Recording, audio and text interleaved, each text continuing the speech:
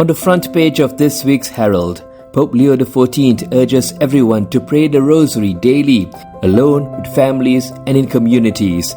This as the Church is calling Catholics worldwide to pray for peace this October, the month of the Holy Rosary. On October 11th, thousands will gather in St. Peter's Square to pray, marking the Jubilee of Marian Spirituality and the 63rd anniversary of Vatican II's opening by Pope St. John XXIII. Read more in this week's issue. And here's a look at other stories in the Herald this week. The Cathedral of St. John the Evangelist has signed the Ecological Parish Pledge. It is the 23rd parish in the Archdiocese of Kuala Lumpur to do so. Archbishop Julian Liao celebrated the Mass joined by parish priest Father Gerard Teravium, Father Andrew Manikam and Bishop Marilit from the Philippines. 10 catechism children led the entrance procession. They carried posters calling for care of creation. Archbishop Julian reminded the faithful our planet's resources are finite. He warned of rising temperatures, water shortages, and threats to wildlife.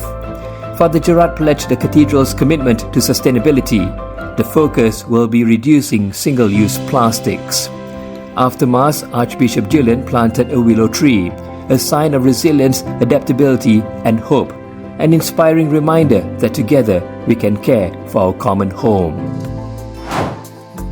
As the Church celebrates the Jubilee Year of Hope this year, 600 parishioners of the Church of the Holy Name of Mary in Permatang Tinggi set out on a pilgrimage, hopping on 13 buses with joy and anticipation. Their first stop was the chapel of Annai Vellaganny in Ipoh, before heading to the Church of the Sacred Heart in Kampar. There was praise, worship and veneration of relics. Mass was celebrated in 4 languages, while the fellowship meal strengthened their bonds.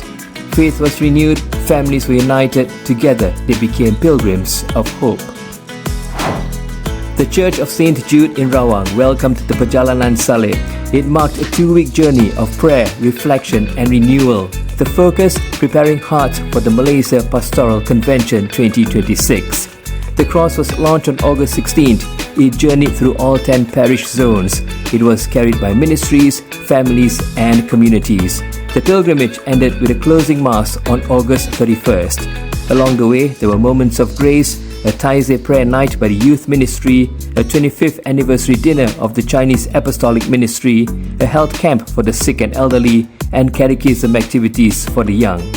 Every group took part, youth, families, students and ministries. The cross united the parish in prayer and mission. From September 14th to 19th, priests from Kuala Lumpur and Malacca Johor gathered for a retreat at the Stella Maris Retreat House. The retreat was led by Archbishop Socrates Villegas from the Philippines.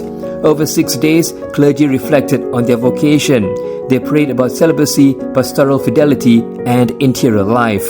Daily Mass and Eucharistic adoration were the heartbeat of the retreat. On the final day, the priests lay prostrate before the altar, a symbol of surrender to God.